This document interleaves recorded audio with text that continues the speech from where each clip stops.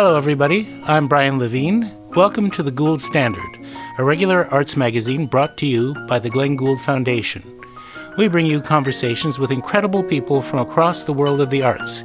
If music, books, theater, dance, visual art, and film are your mood-altering substances of choice, well, my friends, this is the place for you.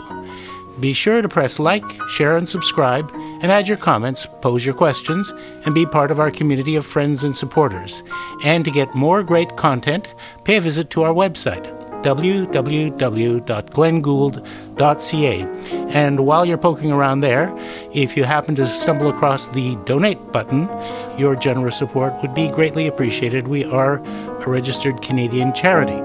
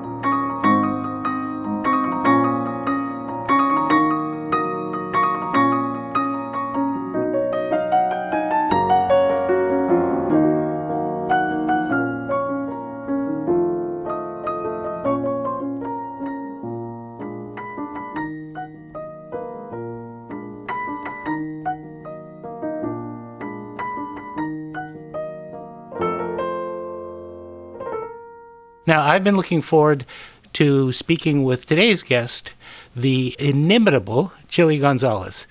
Chilly Gonzales is a musical chameleon in the best sense of the word. His work as a solo artist and in the worlds of electronica, as an MC, rap, pop, and in collaboration with Feist, Peaches, Jarvis, Drake, and Daft Punk, and his compositions in his own distinctive pop-infused classical style, make him a hard guy to pin down or classify. But I think that we'll find that that's just the way he wants it. Along the way, he has hosted a series of short programs on German TV explaining the inner structure of pop hits, co-starred in an independent feature film, played the longest solo piano concert in recorded history, and created his own revolutionary music academy, the Gonzervatory. And if that weren't enough, he's now the author of a new book on defying the concept of guilty musical pleasures by unabashedly professing his love for the Irish singer Enya. What peaks could be left for him to scale? A Christmas album, perhaps? Well, for those of us at the Glenn Gould Foundation, we're thrilled and honored because Gonzo has been very kind to us. In 2016, he played a private benefit concert for us with the Montreal singer Alejandra Ribera, and most recently, he took part in the jury for the Glenn Gould Prize just 3 weeks ago. One thing's for sure, Chilly is very serious about his art without taking himself too seriously. In performance, he can be very, very funny. He's a contrarian, yet at the same time, deeply respectful of his musical roots. He has tremendous technique as a composer, but he never allows artifice to overshadow authenticity. In brief, he's one of the truly original musical voices of today, and we couldn't be happier to have him. Welcome, Gonzo. Thanks for having me. Nice to see you, Brian. Great to see you, too. I'm going to start a little differently than I usually do, but it's on the subject of style and temporality. So I'm going to actually read a quote by Glenn Gould and ask you to give your thoughts on it. He's talking about his favorite composer, Richard Strauss, and he says, "The great thing about the music of Richard Strauss is that it presents and substantiates an argument which transcends all the dogmatisms of art, all questions of style and taste and idiom, all the frivolous and effete preoccupations of the chronologist. It presents to us the example of the man who makes richer his own time by not being of it, who speaks for all generations by being of none. It is the ultimate argument for individuality, an argument that a musician can make his own synthesis of time without being confined by the conformities that time imposes. So that's a bit of a mouthful, but what do you think about that? Yeah, that resonates a lot with me. I've always advised young musicians to be less aware of what other musicians are doing. The more you watch what your competition, your peers, whatever word you choose to use to describe that sort of musical scene that you are a part of, or that you are even just maybe physically part of because you live in a certain city, the more you will not be able to listen to yourself. It just creates a distraction. It creates a kind of replacement of action with reaction. And I feel that about political events. I feel that about any kind of hive mind, no matter how well-intentioned it is, will inevitably corrupt the process of listening to yourself. I believe it's all in there already from a pre-conscious time.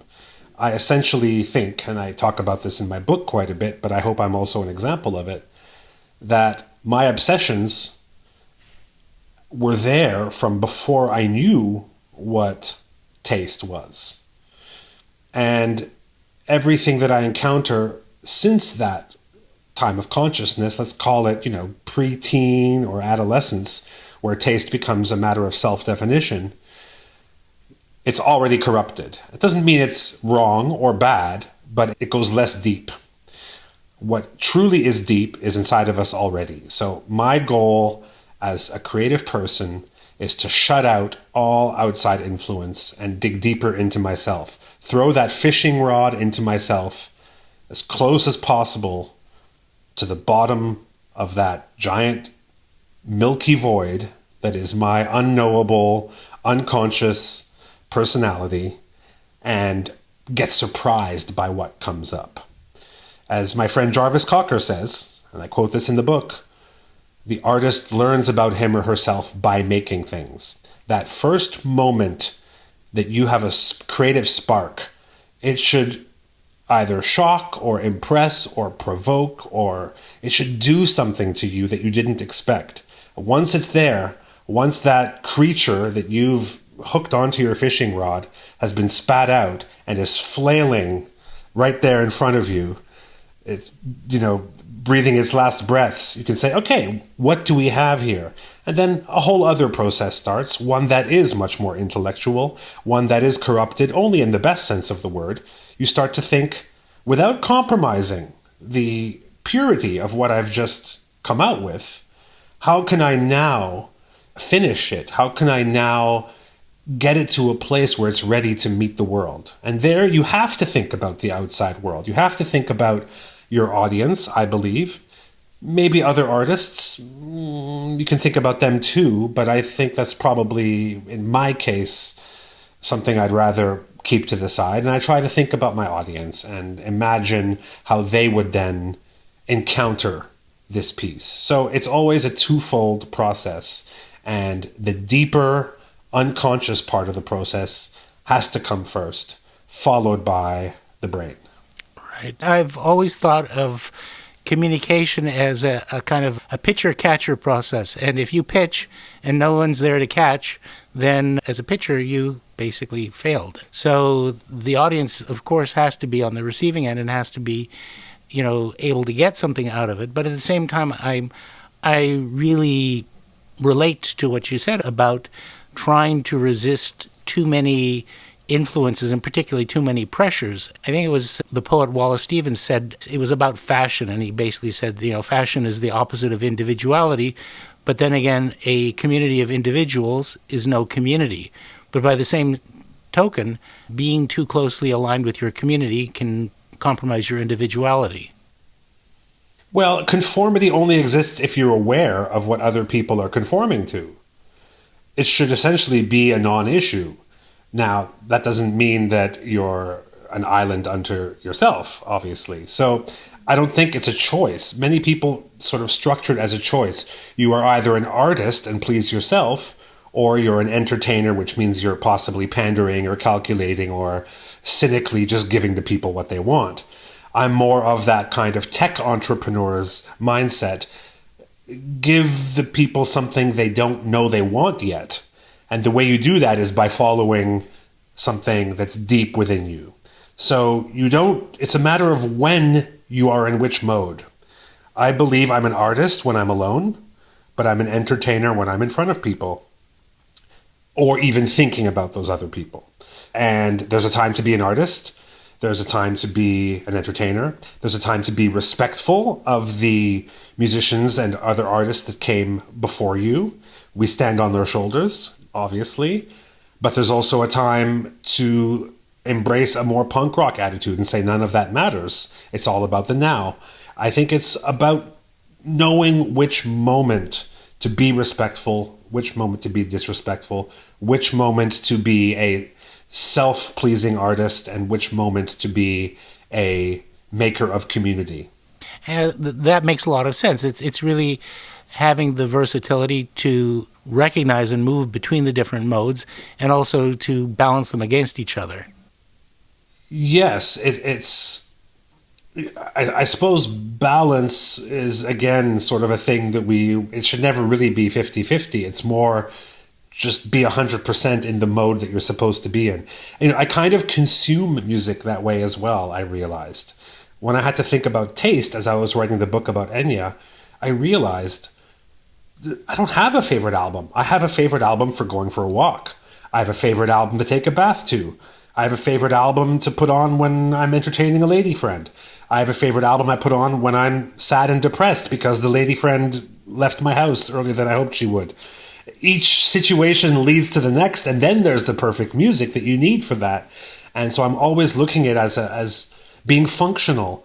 And I love my music to be functional. And, there is a trend now, and it is happening mostly on places like Spotify. It's the dreaded peaceful piano playlist, the PPP, which used to mean pianissimo, but now just means background music for studying and things like this. And while I respect that music should be useful and functional, I think the best music, like the best artists, can have a multi-mode purpose, which means my music should be interesting enough that the person who decides to play my sheet music can channel my musicality. That's probably the deepest relationship someone can have to my music, is to read it off the page and play it.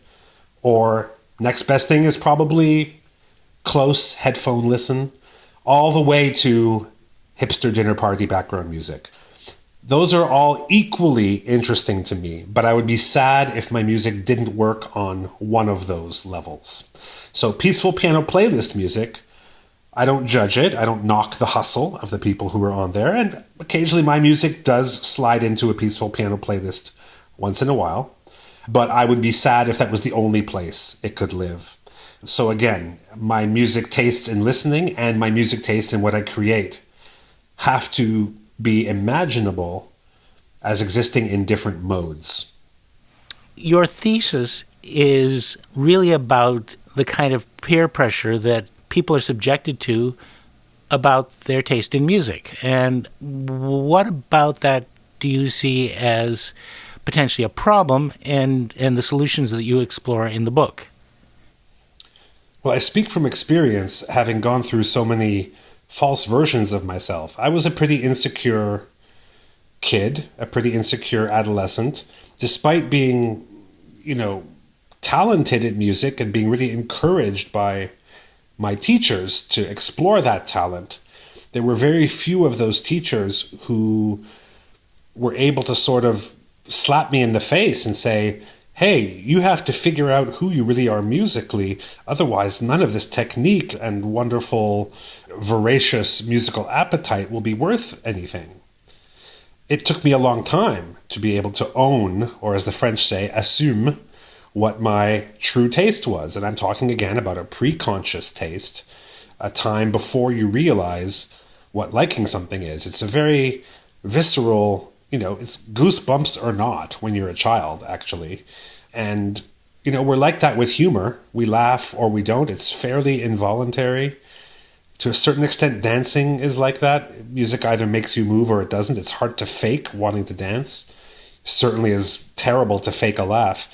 And yet we fake appreciating music very, very often because of certain social pressures, or sometimes a feeling that we just want to be different from certain people, maybe an older sibling, or to find music that will purposefully offend our parents, or things like this. So we start to get an idea of what music should sound like for us to accomplish a kind of social goal. That's a lot of heavy intellectual lifting, and it's quite a pretzel you have to twist yourself into sometimes. I, for example, after going through a period of being a musical show-off, interested in what I now consider to be masturbatory jazz fusion, I see now that would not please the gods of music at all, because it's virtuosity not in service of creating community, but virtuosity in service of the ego. I quickly learned that that was kind of verboten in the world of cool indie rock. And so I decided to sort of overcompensate and go the whole opposite direction. And I pretended to be interested in indie rock when I wasn't, because the people I want to hang out with would like it. And I suppressed my inner jazz fusion fan. Both of those, in a way, were false paths.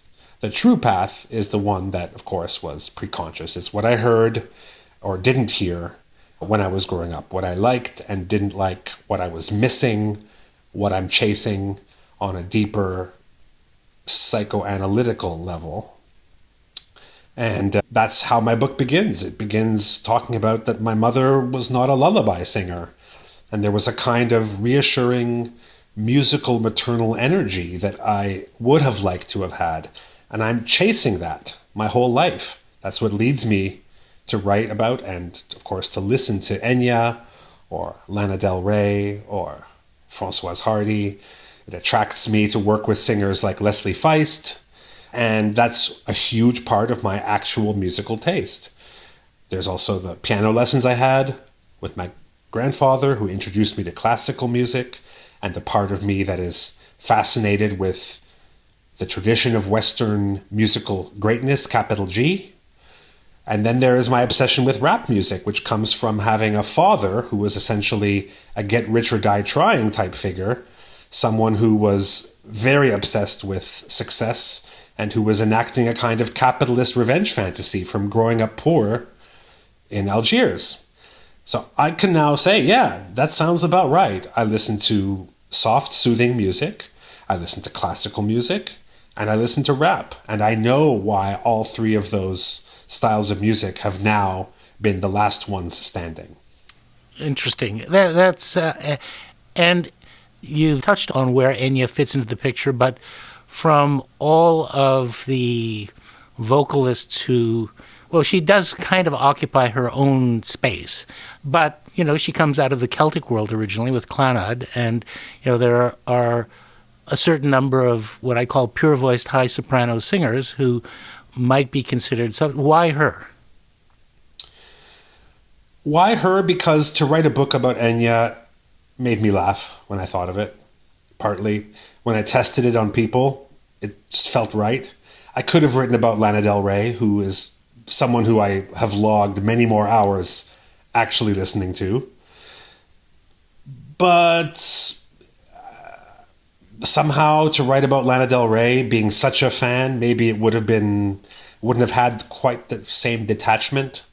And, Enya embodies not just a musical ideal for me, but combined with her image as a new age music for MILFs, let's call it.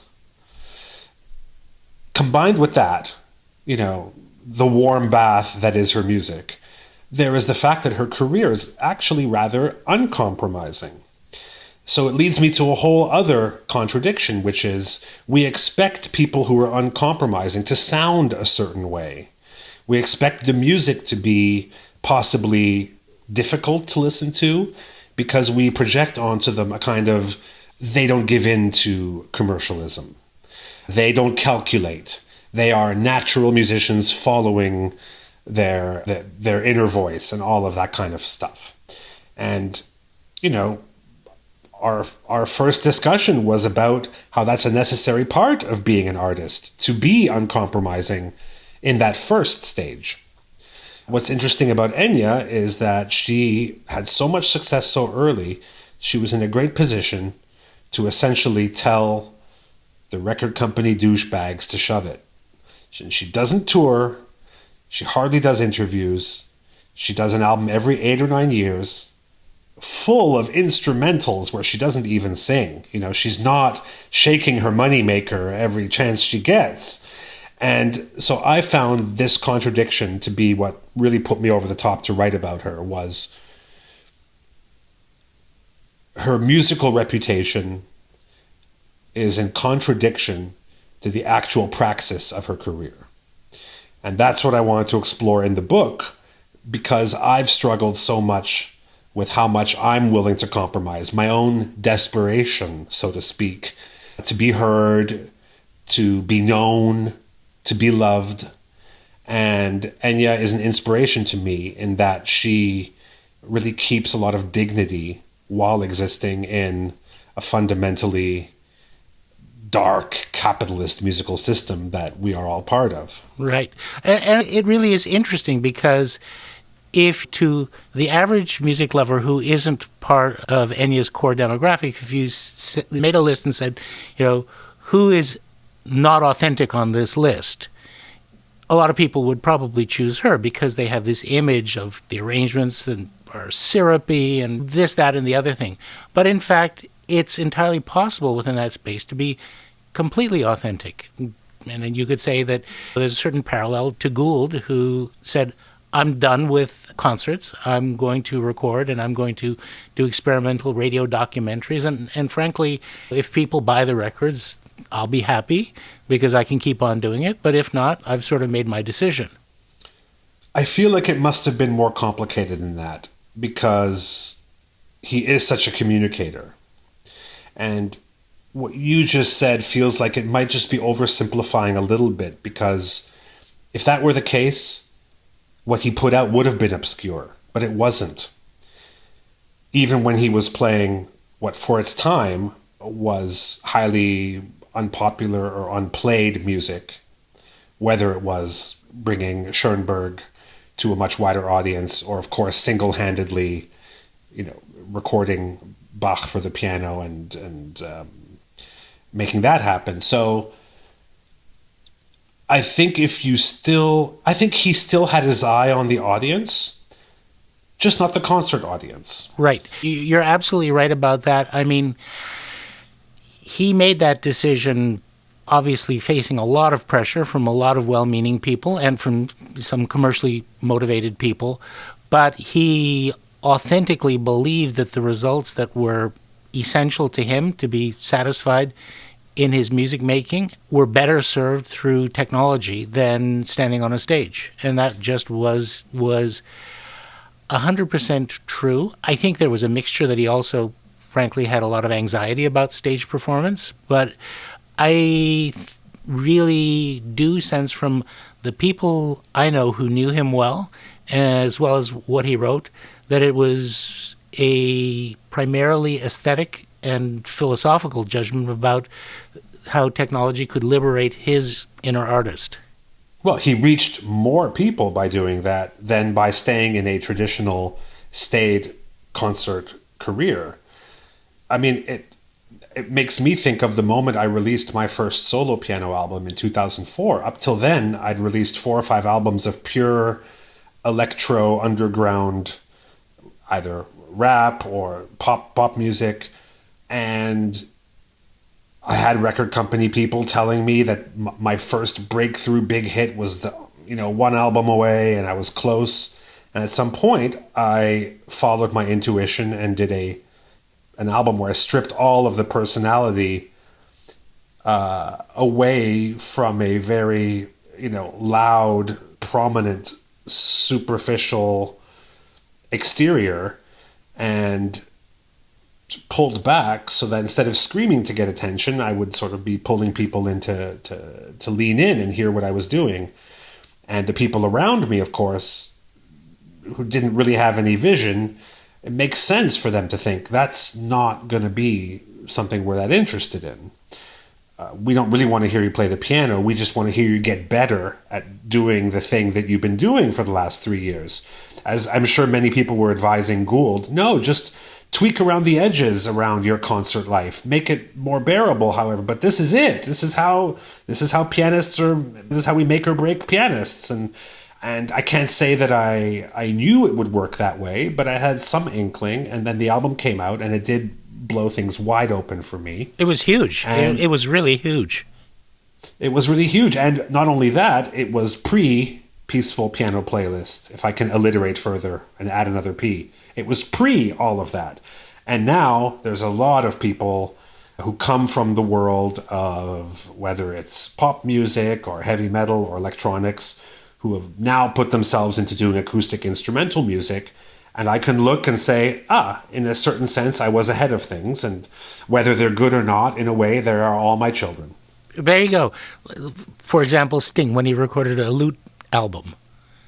I don't know his lute album. But. He became obsessed for a little period of time with Renaissance lute music, and he actually put out a lute album about 10 years ago, which actually made all of his diehard fans very curious, and then they waited for him to sort of snap out of it, and he did. But it is actually interesting about the sort of the leaning in. A story that my wife tells is of going to Massey Hall, which is about a 2,800-seat theater, quite a few years ago, and hearing the English guitarist and lute player, Julian Bream, who died, I think, about 3 months ago. And the lute is one of the quietest instruments in the world. It's a really, really quiet instrument.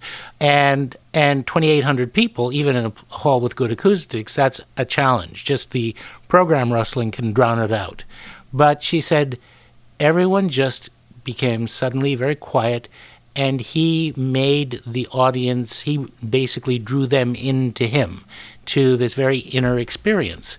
And I think that actually, in a world of very loud music, a lot of the time, there is sometimes a tendency to confuse decibel level with emotional intensity, which is, I think, not the case at all.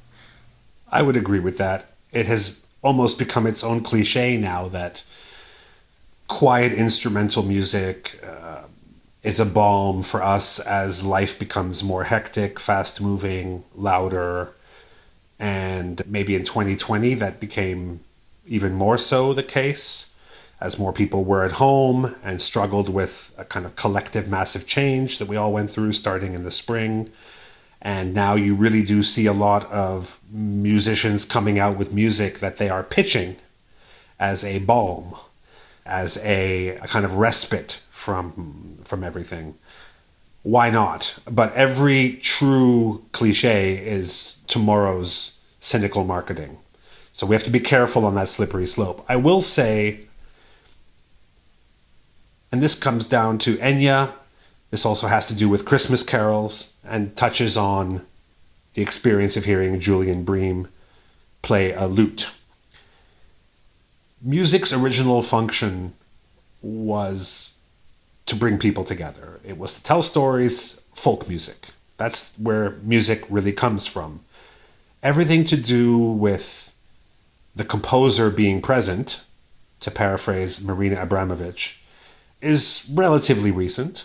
Even up to and including Beethoven, we're not quite in the age of the cult of personality of the artist. That begins, let's say, in Western music with Paganini and Liszt and a lot of social movements happening in the 19th century that made that all possible. But the craftsmanship of being a musician and the social function.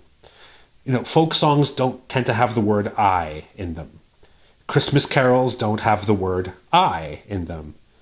And guess what? Enya's music doesn't have the word I in it. Sail away, sail away, sail away. It's not me that's sailing away. It's not Enya that's sailing away. It's all of us. And I have become fascinated with this music where the ego of the composer is absent.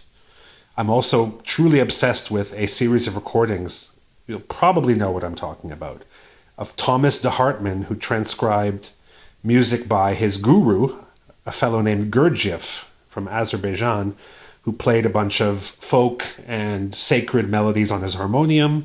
Thomas de Hartmann was a trained European disillusioned concert pianist who fell into the orbit of this guru, transcribed these pieces for piano, played them. Keith Jarrett has recorded the entirety of them as well, I believe. What I love about these pieces is that the first 8 bars, you could be in the opening salvo of a second movement of Schubert. But the moment where Schubert's personality/ego would slowly start to develop the material and point itself out, hey everybody, look over here, I'm Schubert. That just doesn't happen in the music of de Hartmann, Gurdjieff. And it doesn't happen in folk music. Folk music has to be not that surprising in that it has to be accessible for us all to sing. As I was analyzing these Christmas carols while playing them, trying to say, what is it about these pieces that links them? And I realized there just aren't the same kinds of flourishes in those pieces that you would expect when a person is trying to express their inner reality. And of course, it's too late for me to become a folk musician. I am a creature of ego-driven music, whether I like it or not. All I can do is try to balance it, temper it, see if I can contrast that side of music making with something that would be much more in line with what the gods of music truly intended, which is to bring us all together.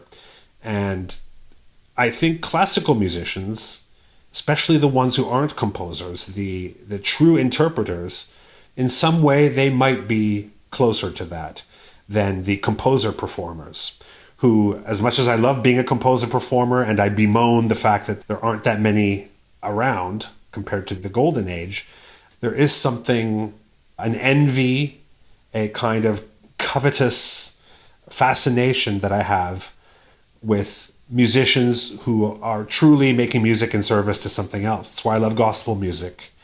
It's why I, in a way, also appreciate what DJs do, even though I will point out that they're not truly musicians. But by selecting music, they are doing what the gods of music intended, which is creating community through music. And, as far as folk music is concerned, even if your destiny isn't to be a folk musician, you can still love it, experience it, and recommend it to others, and be part of that community that way.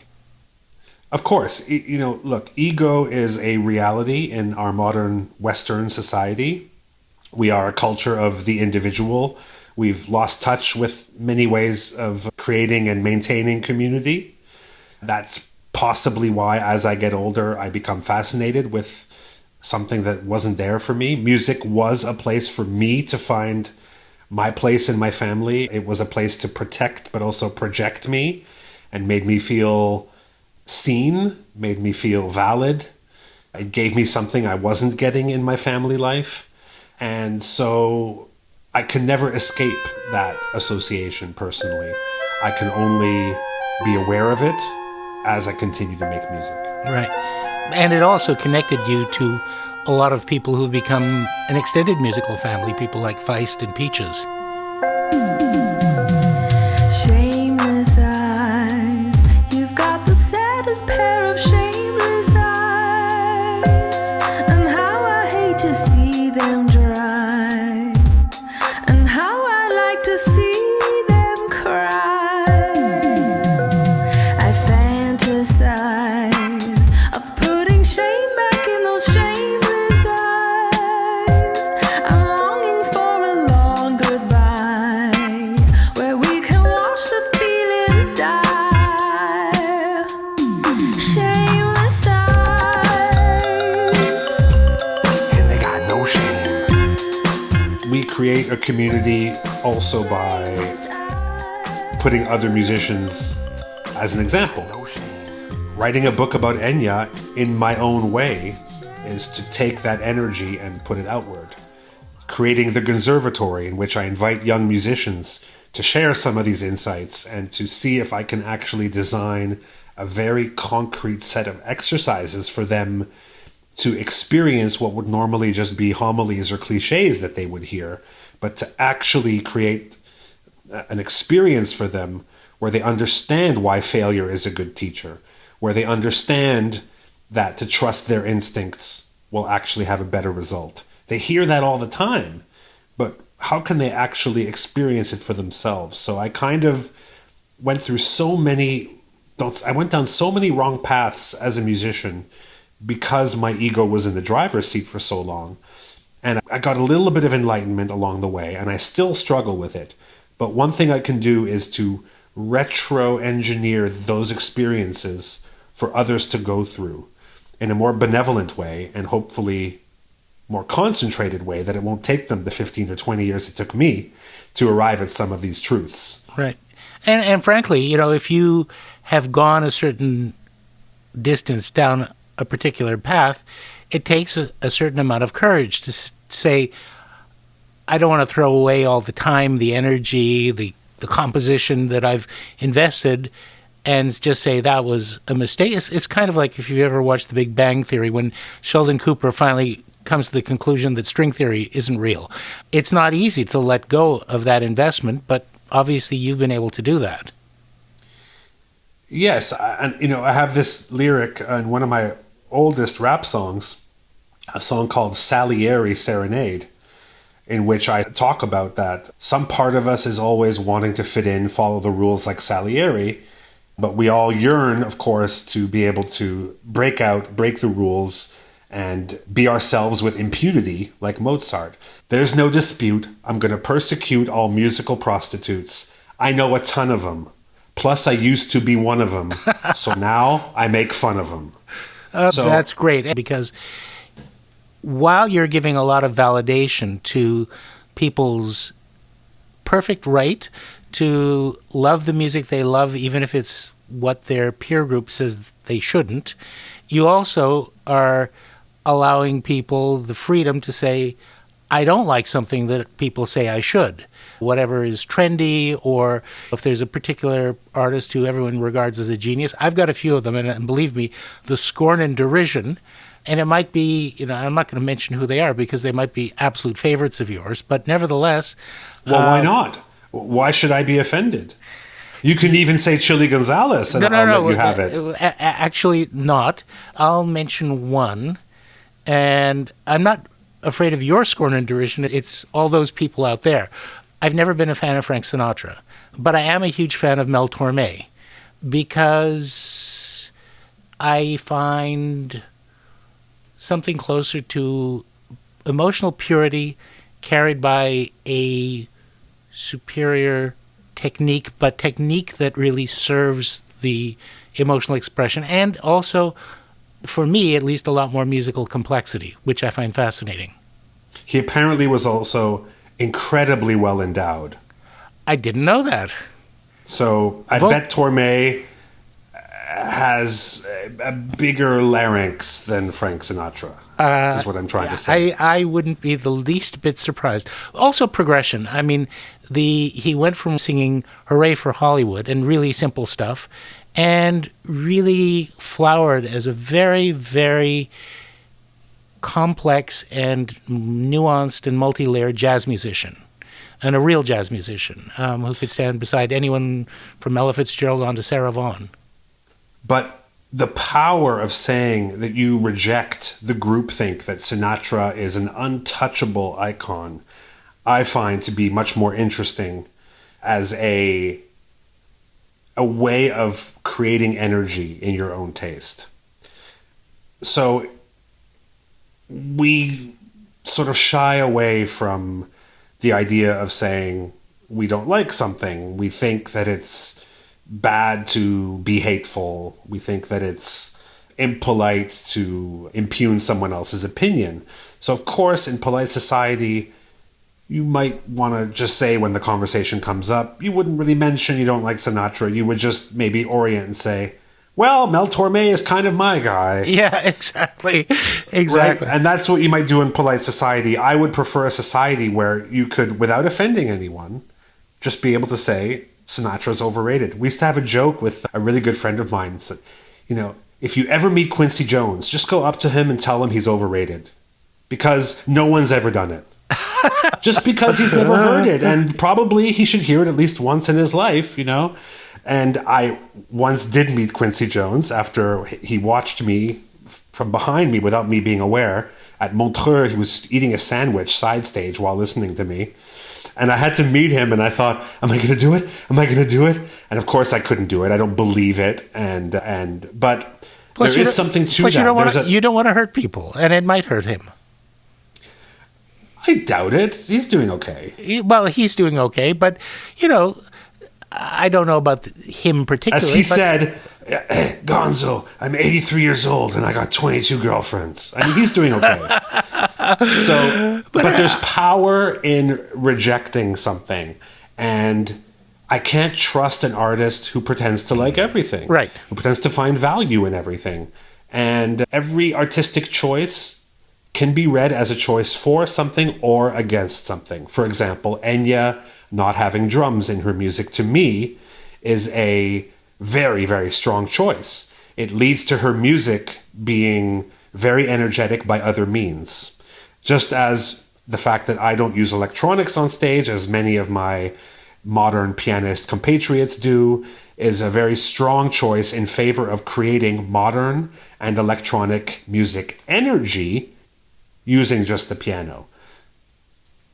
Okay, well, so we're free to dislike whatever we like. I made a little list, and I thought I'd run through it with you. And if you want a thumbs up or thumbs down, things that some people might find absolutely intolerable. And I just want to see if I get surprised and find that you find any of them tolerable. So here goes. Steel pan. You know, like Caribbean steel drums. Well, with may I object to this exercise? Okay. And the reason is this kind of goes against what I'm trying to get people to. Sometimes people ask me to recommend music, and I almost feel like would you recommend Bananas to someone? You know, would you say, "Oh, you should really try Bananas" if you don't know them? I mean, it sort of feels like people have made up their mind about bananas, and for anyone who's never tasted a banana, they're going to make up their mind within about a half a second. And they might like bananas, and I like carrot cake and carrot soup, but don't like carrots. I just don't feel that it's ever worth trying to, convince anyone or to in any way have a kind of intellectual discussion about taste, because it would be akin to me trying to give you lawyerly arguments to make you change your mind about bananas. Right. So steel drums, I don't really have an opinion on them. I'm sure they exist on some pieces I like. I don't think there's any instrument I would write off just like that. I think it's a little bit easier when it comes to certain artists, because artists embody a whole world. An instrument is only as good as or bad as who's playing it. So I have to object to instruments being on this list personally. I know there are people who have those preconceptions. I mentioned in the book someone who can't stand to listen to the modern jazz quartet because vibraphone equals cruise ship jazz for them. Interesting. And I not one of those people. There is not a single instrument that just by its very nature offends me. I take your point, and it really is more, I think the point is, if you like it, if it produces a real reaction that gives you pleasure or an emotional response, it's fine. And if it doesn't, it's fine. And we should Right. I mean, if you're in the lobby of a hotel and in the Caribbean and you're trying to talk to someone and the steel drums are like super loud, you're going to be annoyed. But if you hear Othello Molyneux play steel drums on a Jaco Pastorius song, you hear them differently. Exactly. And context accounts for a lot. But you raise a really interesting point, which is about the peer associations, almost the identity politics of different musical genres. People have a vision not only of what the music is like to listen to, but also the people who like that particular genre of music. I mean, jazz, smoky cellars with a slightly off the right side of the track audience and thick plumes of reefer smoke and so on and so forth. And if you find interesting and appealing, you might feel more inclined, because of those peer pressures, to find jazz of interest regardless of the musical content itself. But I did want to talk about one problem, because, I unabashedly have spent my life a lot around classical music. And for me, there's a huge identity problem, because essentially the peer association for classical music in my mind remains this: Margaret Dumont in A Night at the Opera. And who wants to belong to that club? And to a certain extent, I think it's, in fact, a very major extent, it's a self-inflicted wound. In Beethoven's time, all of the habits and proprieties around concert going didn't exist. If he got a good response when he was conducting one of his symphonies, he'd stop at the end of the movement and play it a second time. He'd encore it before the end of the piece. People applauded between movements freely. All that stuff that you're told, you'll be garish, and that's just invented. And the idea that it's music for smart people or this kind of people or whatever, it's just listen to the music, and if it does something, that's great. And there are short pieces as well as really long pieces if you don't like listening to lengthy pieces of music. It's just, in some ways, while people who are involved in this particular genre have a reputation for being snobbish, in fact, they are, at this point, so beaten down that they really, really are open to inviting artists from just about any other genre to perform with them, because, they're looking for a way of surviving. Yeah, I would agree with that. The reputation of the genre of classical music needs rehabilitation, but no one really knows how to do that other than, on the artist side, to find a way to use the best of what other genres have to offer. The reason, I think, and when would you trace it to exactly, this change? Somewhere between 1900 and 1920, perhaps? Two periods, really. Middle of the 19th century, with the rise of a middle class in Europe who wanted to ape aristocrats and basically imposed on themselves a lot of rules, which the real aristocrats were laughing about, for example, sexual morality, while aristocrats were jumping in and out of each other's beds and frequenting brothels all over Europe. But the middle class, the upperly mobile middle class, had this concocted notion of how to be like them. And I think that created a self-imposed restraint. And then in the 20th century in North America, with poor immigrants coming to the New World who found access to things that they could never have afforded before, and they wanted to be like the upper middle class. So the same kind of emulation, I think, existed in both cases and acted as a huge filter. So in each case, we're talking about that corrupted taste that I was referring to. We're talking about a social decision to like something. What we have to get to is to get people to trust their innate taste. I have a small disagreement. I think in the middle of the 19th century, from all the reading I've done about European classical music of the time in the Romantic era, that initial brush with capitalism and bourgeoisie and the kind of aping you're talking about, I think created a feeling that the music was more alive than ever, because it created also a healthy competition. It was the beginning stages of an encounter with capitalism. We all know that the further the encounter goes with capitalism, the worse it gets. But the first brush with capitalism, I think, had a really positive effect. I think the idea of Franz Liszt finally saying, hey, wait a second, I can be alone on stage for 2 whole hours, what no one thought was possible before, and I get all the money, and women are, taking a cigar butt off the ground and making a necklace out of it. Even Wagner, who I have a lot of problems with, but in his own way, he was someone who was pushed to outdo all the other composers. Yes. And had very strong opinions about what art should be. And part of that was a healthy competition that arose from that sort of emerging market. What I'm trying to say is that when you focus the audience on feeling close to the artist, when your priority is their pleasure, I think mostly good things happen. And so I look at that second period you're talking about, I look at it a little bit like, what happened to the composers who still want to give pleasure when giving pleasure became unfashionable somewhere around World War I? I'm no expert, but I know it was sometime around there.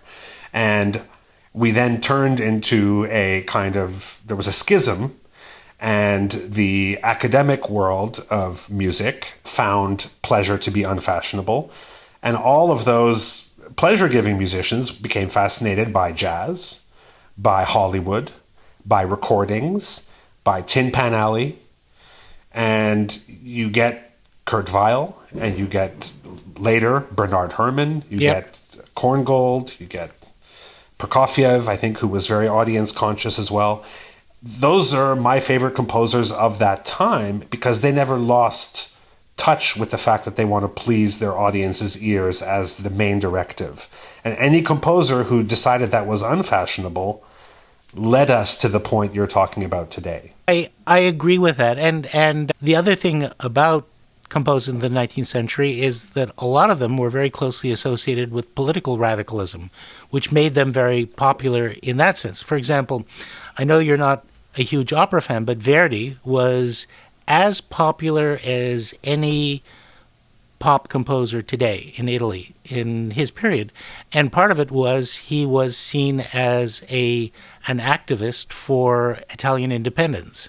Yeah, that's how you get the gondoliers humming your songs. Yes, exactly. And choruses of the slaves and so on. They're subversive liberation messages wrapped in music. So yeah, and there's a great book. I read a lot about Wagner, and the reason I have Wagner hanging over me is my father is a gigantic Wagnerite. There's a great book called Verdi/Wagner, or Wagner/Verdi, can't remember. And it's interesting, the common points, the kind of radicalism, but at the same time, you see a real difference in especially how they finished their careers. I guess we're in the same situation today, as you say. There's music for Donald Trump fans, and there's music for Bernie Sanders fans. So I guess those associations are all there in what we're talking about with my Enya book, that taste is often a social decision. And who does YMCA belong to now? When you see Trump doing his weird double jerk-off dance, you think, wow, this has come a long way from perhaps what YMCA was originally intended to express, which was something subversive and celebrating a culture that hadn't been in the mainstream, specifically gay village New York culture. Right. And then you see it appropriated by a right-wing politician dancing to it, and you wonder... Do you think Trump was outing himself? I think he wants the word young man to be repeated as he dances. Yeah. I think that's as simple as you're that. Probably right. You're probably right. You say the word young man and you look virile and active and energetic. That's probably the right message for what he was trying to convey. But what I mean is that social meaning of the music can change if someone is able to weaponize it. So who knows what Verdi might be used for. Look at what Hitler did to Wagner's music. Yeah, exactly. Wagner was anti-Semitic, but Nazis didn't exist yet when Wagner was alive. So it's not fair. He was a political radical on the side of democracy. So, he might have been on board on the anti-Semitism, not on the authoritarianism. There you go. So what I mean is it's possible that Hitler took... I mean, what I'm trying to say is that Parsifal was the YMCA of the 19th century.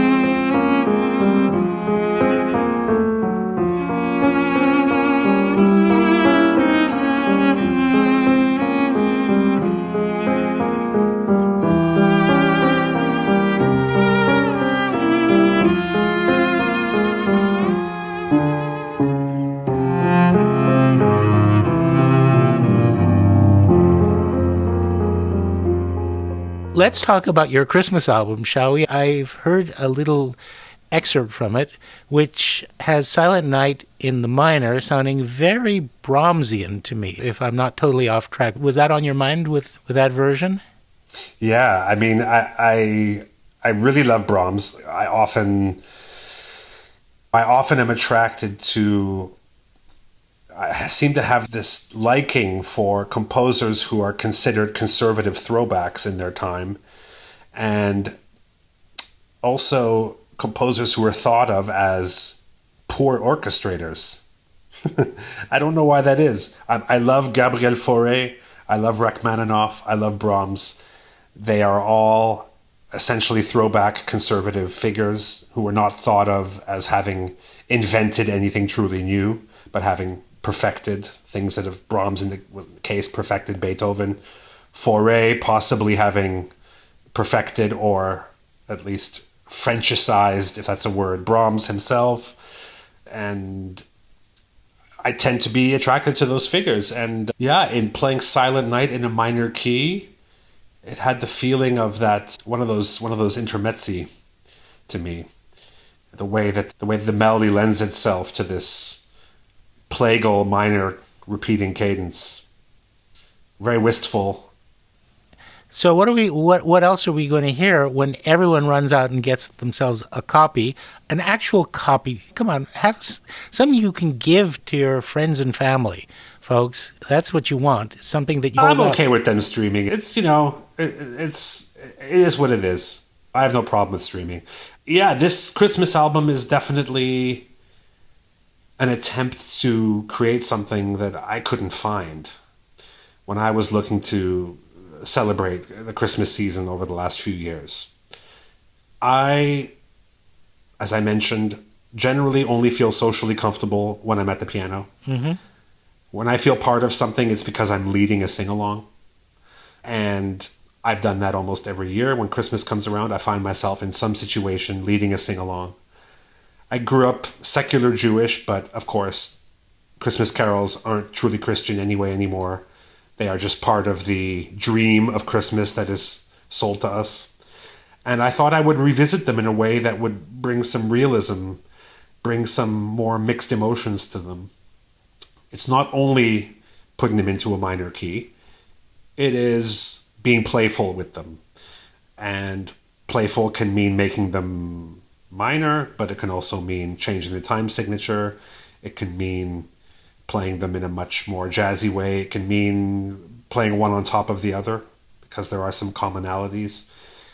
They exist in our collective unconscious, these carols. And so it felt like they were especially ripe for a kind of Chili Gonzales playful treatment, because the better known the song, the more liberties I can take. When I'm composing my own music, I have to create platonic world of forms or text versions of my own pieces because they're being heard for the first time.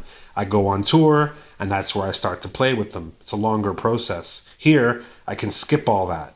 There is no urtext. Right. There is only a platonic world of forms version of Silent Night living in all of our minds. If I ask you right now, what's Silent Night? You don't think of a particular recording.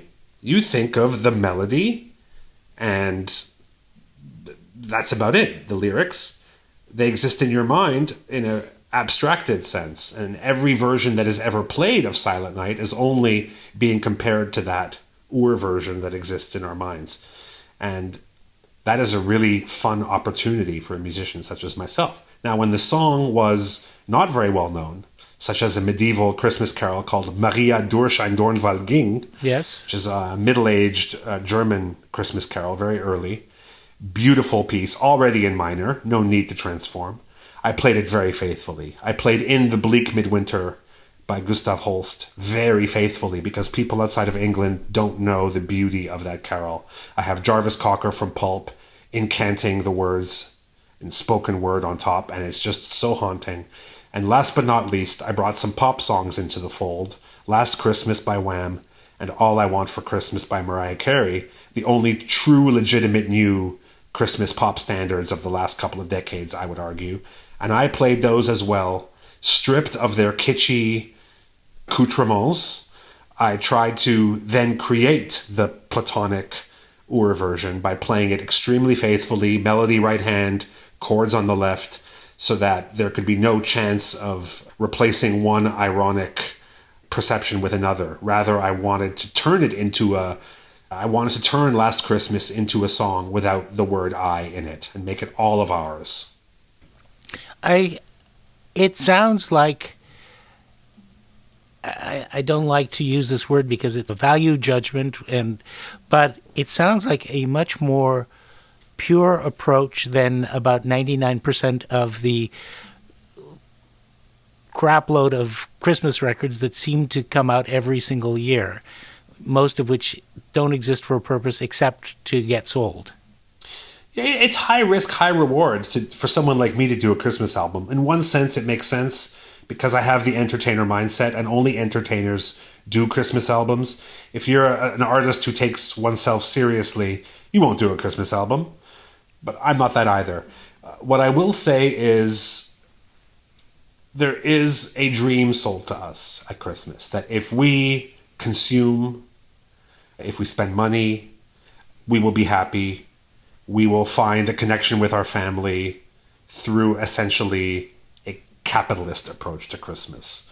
It's a kind of mandated happy time. And we are told how to achieve that happiness. Now, some people buy it hook, line, and sinker. Many of my friends, they go the opposite direction. They resist.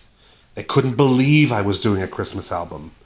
Why are you doing it? I hate Christmas music. I was told multiple times. Mm-hmm. When they've heard the album, they've said, finally, a Christmas album that I can appreciate. So I'm gambling on people having a listen in just a few bars, understanding there's an intimacy and a fragility, but also a playfulness that they will immediately recognize as something from my music. Right. It sounds like a Chili Gonzales album. But you happen to have Jarvis Cocker there. You also happen to have Feist, who we wrote the one album's original song together, a song called Bannister Bow, very much in a Bing Crosby jazz standard Christmas tradition. And I really hope I can soundtrack this Christmas in a different way. I did the album in 2019, not knowing what kind of Christmas is coming around the corner in 2020, but perhaps my intuition and timing might just be right. I'm a lucky son of a bitch, and it could be that I got lucky again in deciding to do this mixed emotions Christmas album. The other part about Christmas is, for a large part of the population that literally never willingly listens to music before, let's say, the rock and roll era, it's probably their only encounter with pre-capitalist music, and perhaps their disenchantment with certain aspects of today they may find some solace in that evocation of a different past world. That's right. So if the carols have been co-opted in being screamed at us by the Michael Bublés of the world, which is that sort of more cynical, oh, here we go with another cash-in Christmas album. Not to knock Michael Bublé in particular, but you get it. And he doesn't scream. He croons. Okay. Maybe not the right example. Who should I have used? Who can I use? Come on. Oh, I don't know. Alice Cooper's Christmas album. Oh, I want to hear that. That's something I actually want to hear. No, anyhow, so we have that cynical cash-in Christmas album, and I feel like I'm just trying to reclaim it because I remember the only place that gave me the feeling of connectedness at Christmas was through the music. It was me being at the piano, leading that sing-along. I'm just trying to capture that. It's kind of resisting that obvious cash-in and actually try to bring it back to something intimate and personal. And that maybe will give people a window into, oh, right, yes, these songs actually existed before all of that. Before they were co-opted, they were just folk music. They were songs without the word I, not only pre-capitalist, but even pre-artistic pretense. And that makes them very, very precious and valuable because, as you say, the entire Western world knows the canon of these songs. Yep. And it might be their only connection with that primitive, more functional, more socially meaningful form of music making that we almost can't get our arms around anymore. Yeah, I agree. And Silent Night is a perfect case in point of a story about the church whose organ broke down on Christmas Eve, and the composer was the cantor, and he had this tune, and he got a friend who could play a guitar, and the original version was just a single voice and guitar. I didn't know that story. Yeah, it's a beautiful story how it sort of traveled around the world, from that a tiny little village. Tiny little village. Just because this format allows me to go back, the argument where you forget the perfect line until about 2 minutes afterwards, I do want to go back for one other thing, which is, have you heard from Enya about the book? I have not heard from Enya about the book. I would love it if I would even hear that she even read it, because I think it's a very personal statement of fascination and connection to her without just being a fan letter. It has elements of a fan letter, but at the end of the book, I also do bring her back crashing down to earth after idealizing her, after seeing her as my good mother, after thinking she's pure in this terrible music industry. She's the only one who's actually doing it for the right reasons. And then I happen to see right near the end of the book, when I'm doing the end of my research, someone sends me this video of a Volvo commercial with Jean-Claude Van Damme doing the splits on the sides of two trucks that are slowly getting further and further apart, and her song Only Time, blaring in the commercial.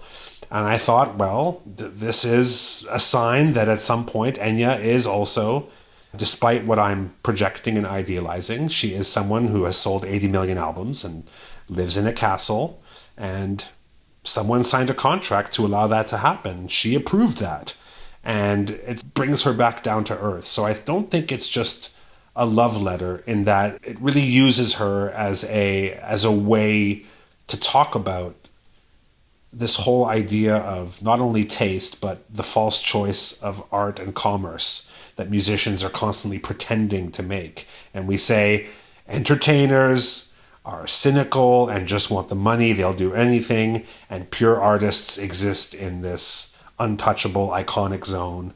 And it's never quite that simple, is it? Right.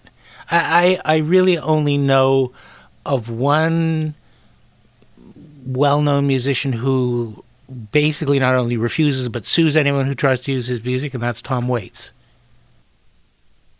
Well, maybe he's got a number that they haven't written on a sheet of paper yet. You know what I mean? Well, maybe. Everyone has their price. Come on, Brian.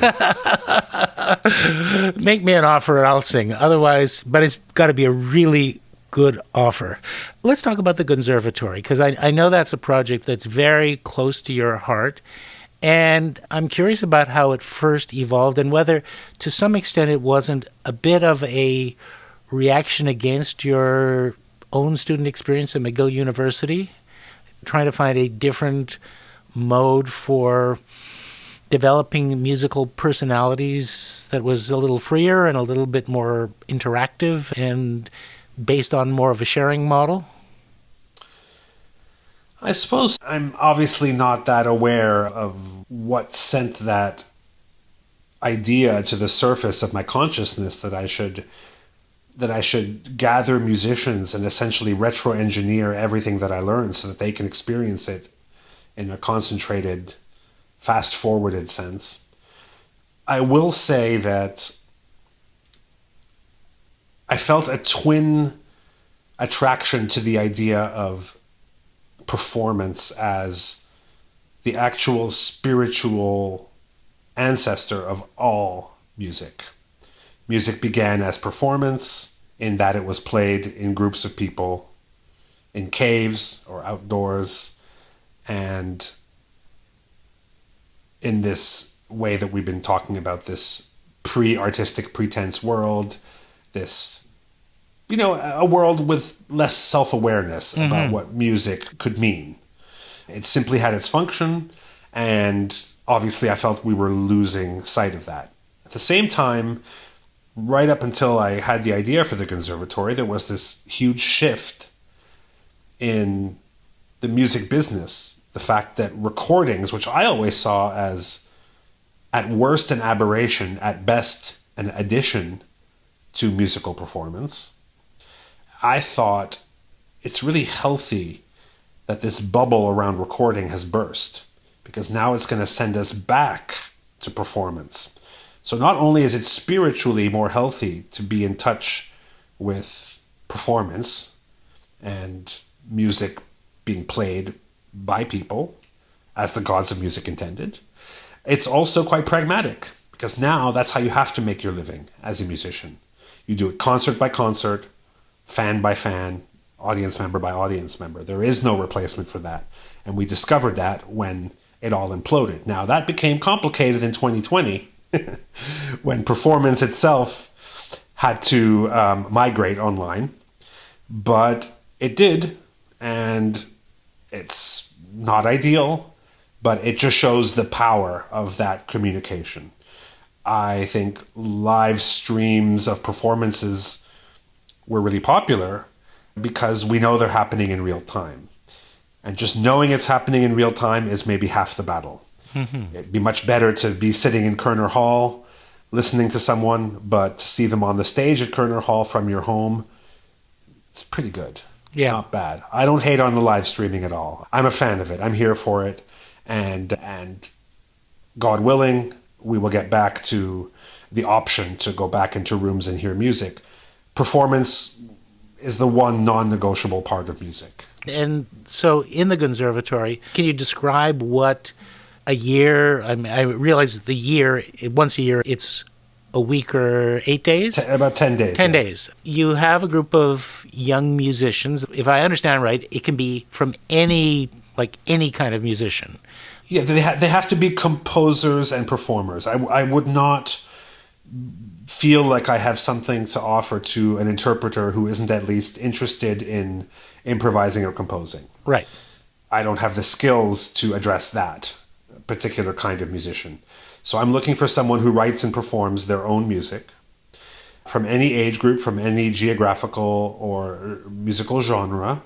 What I'm hoping for is a musician with strong strengths and weak weaknesses. And I'm looking to create the best group of musicians rather than the 8 best musicians. I want the best group of 8 musicians that I bring.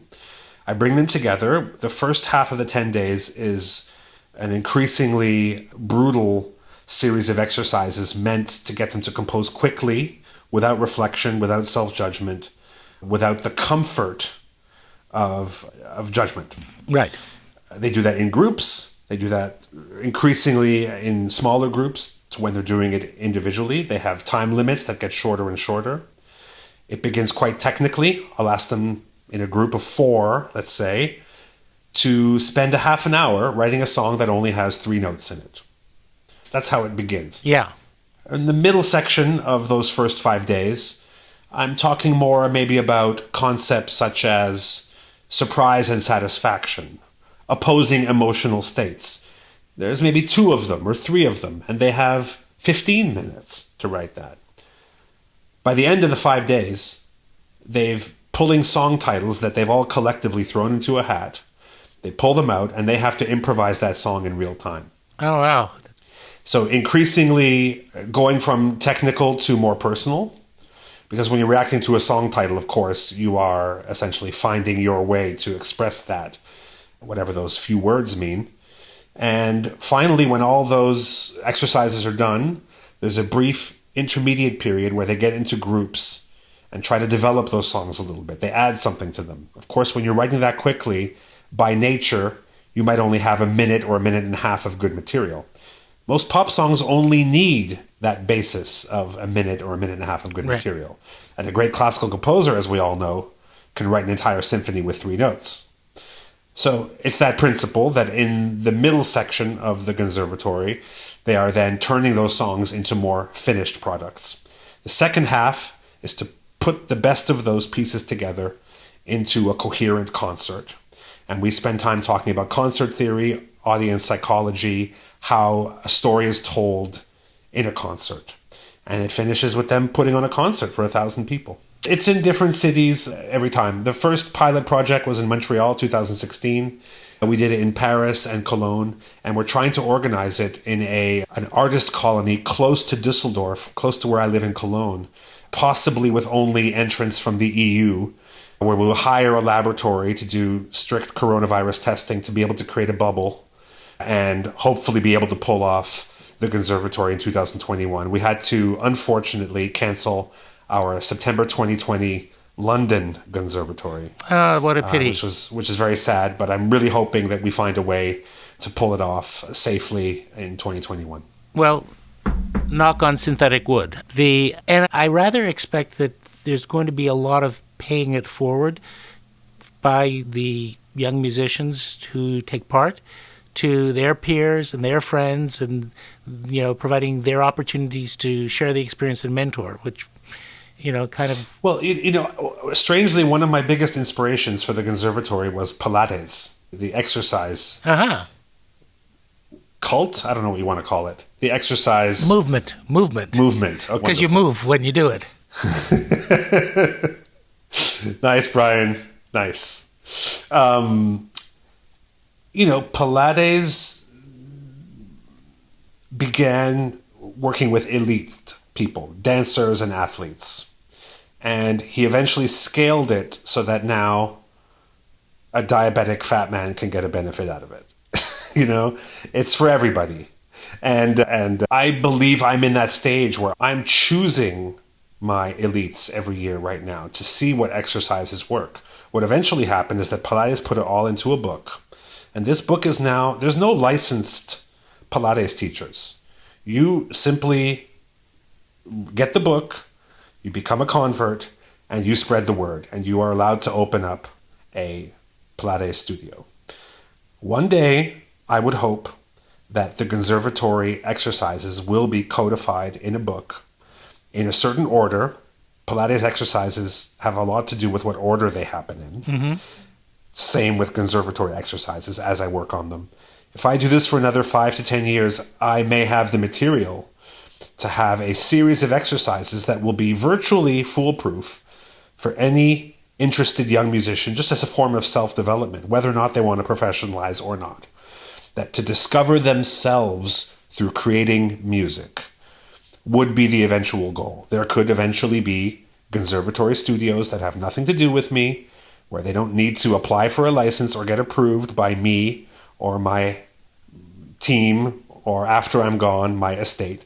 But it would simply be a kind of open source way of passing on a kind of approach to self-improvement through the idea of spontaneous musical composition and performance. Well, that's fantastic. But, man, Gonzo, you're never going to get rich doing that. I'm already rich. Okay, Come on, man. As Joe Biden would say. Good. I hear a sound.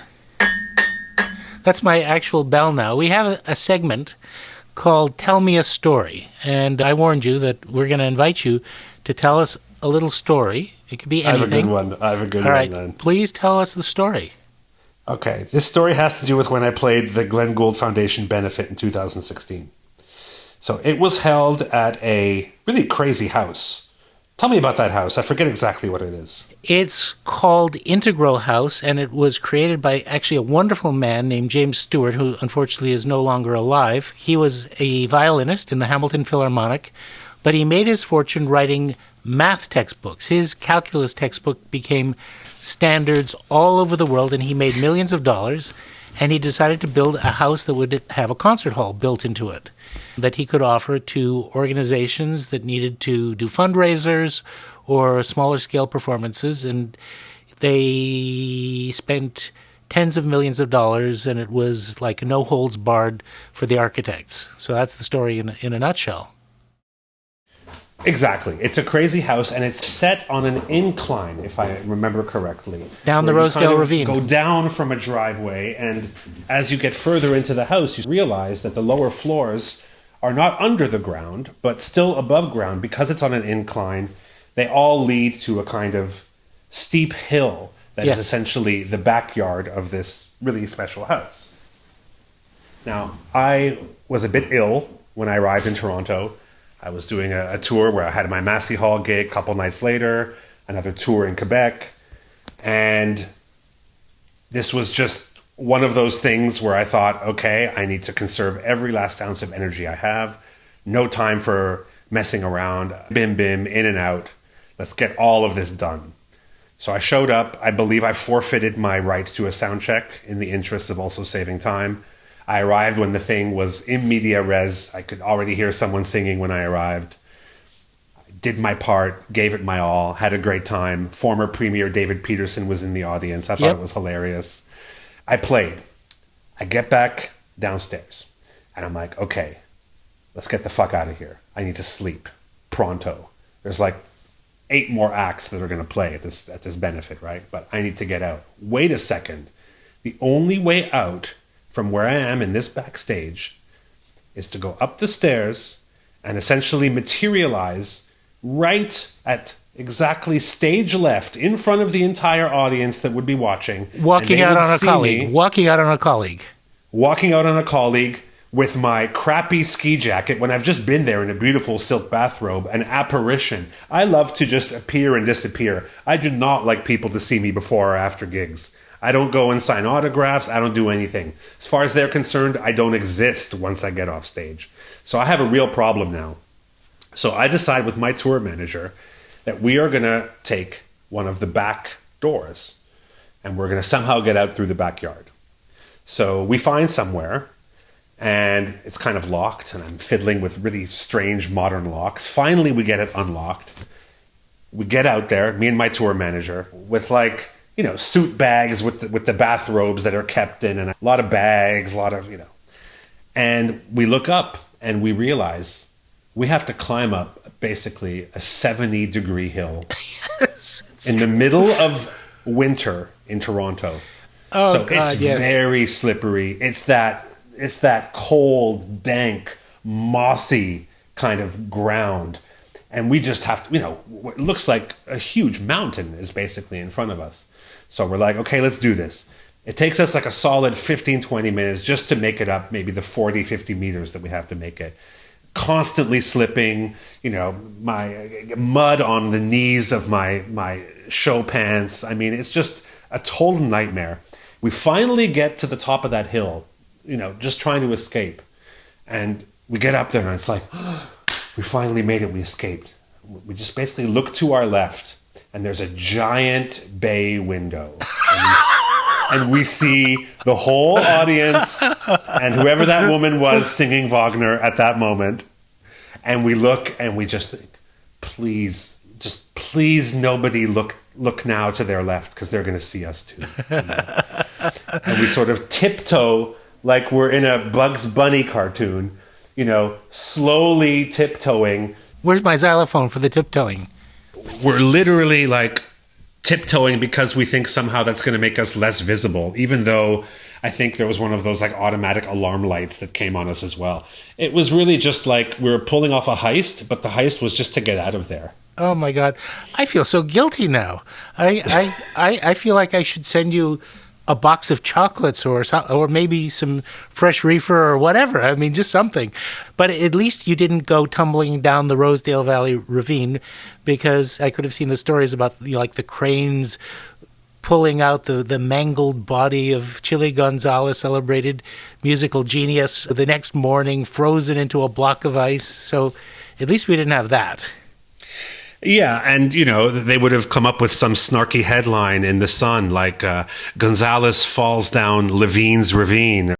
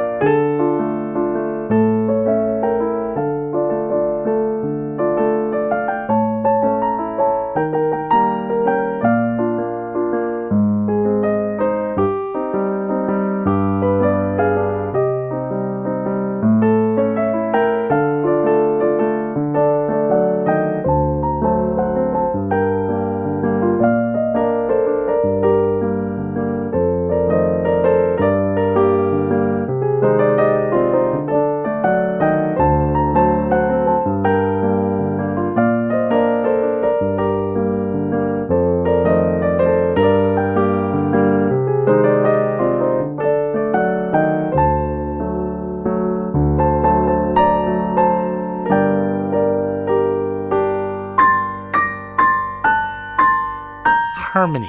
It's an interesting subject in your lexicon. One of the real gifts, the learning about the harmonic structure of music, which is really the secret sauce of the Western musical tradition and experience, that it's the language that lives beneath the melody that a lot of people aren't aware of consciously. They don't really see at a very frontal cortex level. You're very self-conscious about the role that harmonic structure plays in your composition. Isn't that true? Absolutely. I think you said it when you said it's the secret sauce. I always thought a melody is it's so frontal. It's the part that we sing to each other when we say, do you know that song? And unless you're tone deaf, melody is something that everyone has access to. As someone who just recorded Christmas music, I'm very aware of the kinds of melodies that are accessible, easy enough for everyone to sing. And melody is the one non-negotiable element of music. No matter where music goes, melody will have to be there. And if it is not there, it's because a composer decided to experiment with music that would exist without it. In other words, music without melody is only reacting to the fact that melody is so essential. And rhythm is something very instinctive and natural. You can be untrained and have a great sense of rhythm. You can be untrained and be able to sing melodies. It's difficult to be untrained and use harmony properly. It may be the one element of music that requires the mind of a student. And it's, again, possible. I know some musicians who just, for sheer persistence and just time put in, will find a way to create a harmonic map of music while they play the guitar and accompany themselves as they play the piano. It's not impossible, but it would at least require being a self-taught student.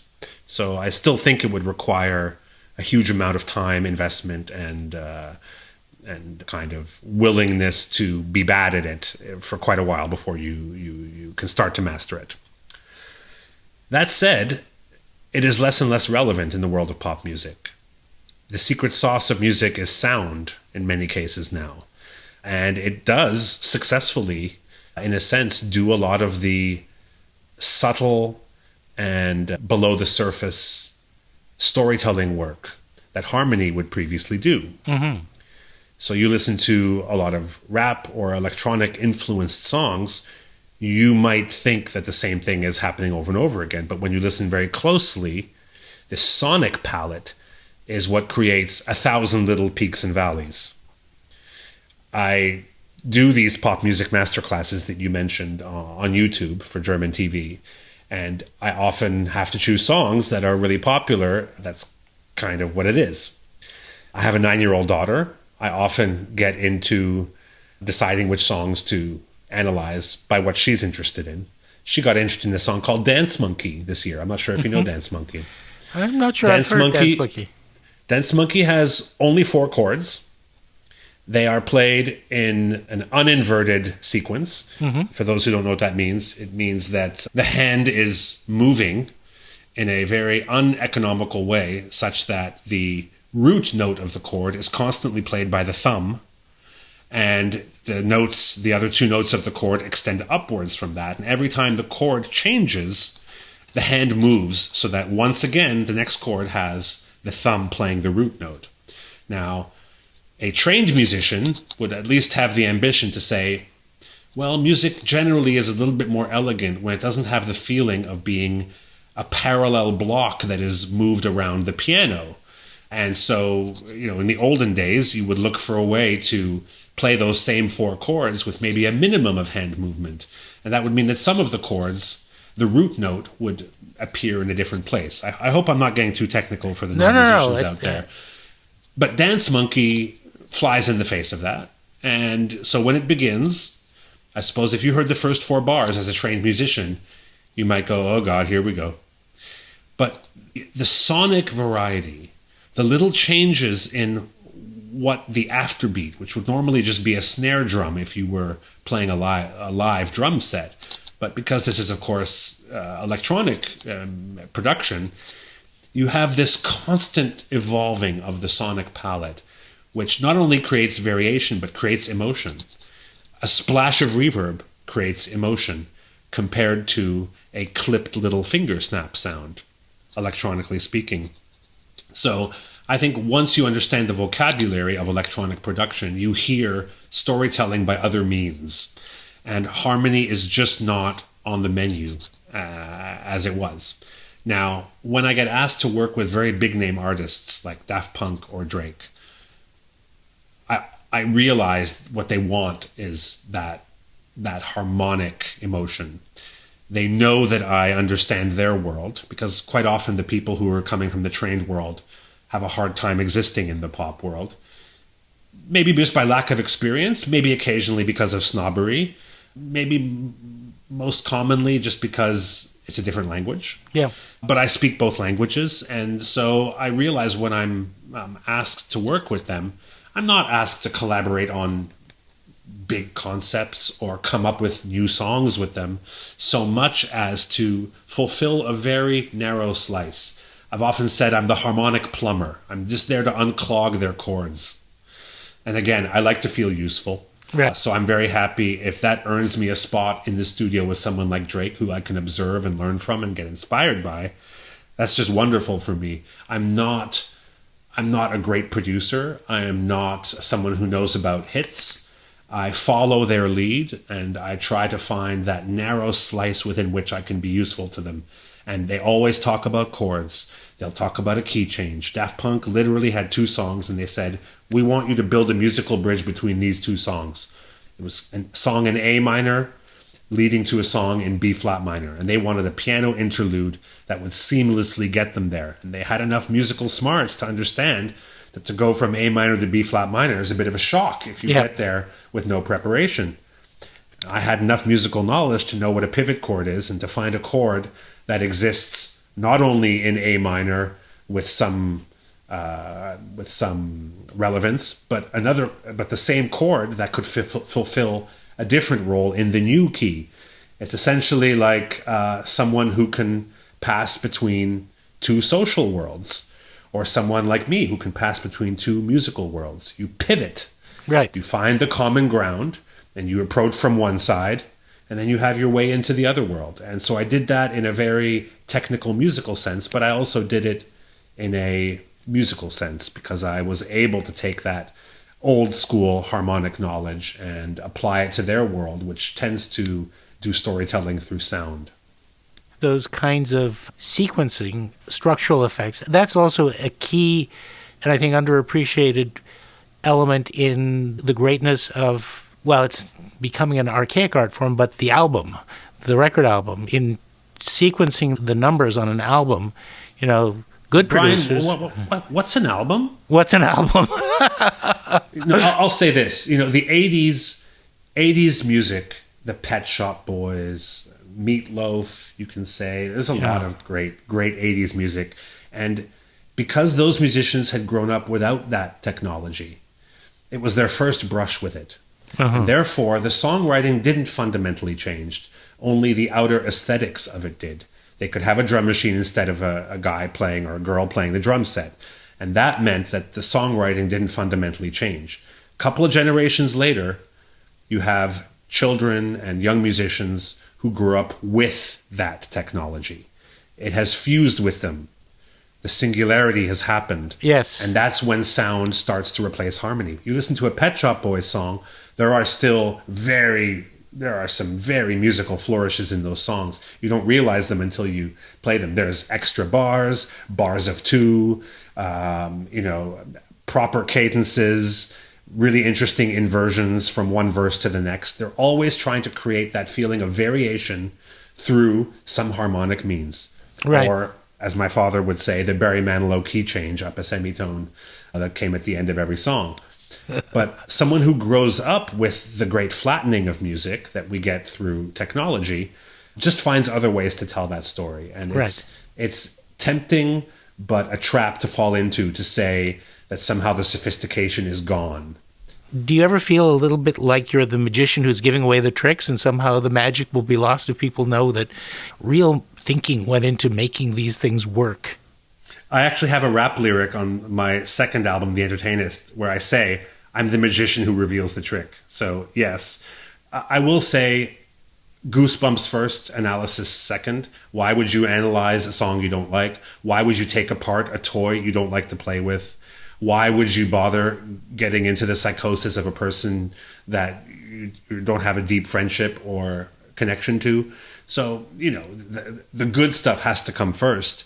And then you can attempt to understand what's behind it. It doesn't mean that I'm explaining why that song is a hit. I mean, it would be a strong misnomer to say that just because Daft Punk Get Lucky uses parallel motion, in that the melody and the bass line are constantly an interval of 3 notes apart. And whenever the bass goes up somewhere, the voice follows it just 3 notes higher. Parallel motion, it's a wonderful thing. Yes. And it doesn't mean that if you write a song tomorrow with parallel motion that you're going to have the same success as Daft Punk. For sure. The tool is not the successful use of the tool. But once I love a song, I can't help but try to look for the tools anyhow. Right, exactly. You grew up in a world where electronic instruments were everywhere, everything, but you returned to the piano. The acoustical instrumental world clearly has some fascination for you. And I've actually seen you playing the pipe organ, which is really the pre-electronic synthesizer. Where did I play that? Where did you see me play that? I saw a video. There's a YouTube or two. Oh, it's a video. Okay. Yeah, on not live. I'd like to. Also they're the largest musical instruments in the world, so they sort of do the Guinness bit. But I've also seen you play a clavichord on one of your masterclass videos, which absolutely blew my mind. And although you did refer to it as a 400-year-old piece of shit, it's an acoustical instrument that you can, and a keyboard that you can actually play vibrato on. No, the piano especially, there's a reason it really has endured. And I think it's because it brings music to its atomic level. Now, we can't truly reduce music to what I've already referred to as the platonic world of forms version of music. But the piano gets pretty close, and especially if you play it in an incredibly unpretentious way. So when I'm specifically trying to revisit, pop songs are they are a product of their sonic references. That includes not only the voice of the singer, which is probably the number one thing people react to in a song, but also the instrumentation. I happened to grow up in late 70s and 80s when synthesized music was beginning its inevitable long march to dominance. And we now hear those humble beginnings of electronic music as kitsch in many cases. There are certain specific reverb units that will almost make us laugh because they seem so, in a way, naive for the time. Mm-hmm. Or maybe that we remember how we were naive as children hearing those. I mean, I'm speaking specifically of my generation pretty much. On my album, I do Last Christmas by Wham, a very kitschy song, very, very a real apex of that 80s chintzy production. George Michael is very earnestly singing about love. So it has all the hallmarks of what we would make fun of and call a guilty pleasure, and it's so bad it's good and all that stuff. But when I play it on the piano, I try to play it in a way that removes all of that from the equation. The piano can divorce a song from all of its references and get you something close to a pure X-ray. And you really can get a clear shot at hearing the musical material. Now, the piano is a codified sound in itself, which is why when I play songs like that, I tend to play with very little pedal. I try to play with very little tempo variation. I try to play with very little dynamic variation. I try not to add any appoggiaturas or the presence of the pianist, because I'm trying to get it to its most atomic state. And the piano is maybe the only instrument that you can really do that on consistently. So whenever I do cover songs, whenever I do those pop music masterclasses, I don't prepare arrangements. I just think of the melody and the chords, and I just try to get that out in its most basic form. I try to respect the original tempo of the song. I don't editorialize. And the piano has that power, the power to reduce. And in that sense, it is very, very modern. Yeah. That this old 400-year-old piece of shit, because the piano itself is almost 400 years old now as well, actually. That's true. All those 400-year-old pieces of shit have something to say because they can bring the music back that otherwise would be so codified by personality and personal choices made by the people who made it.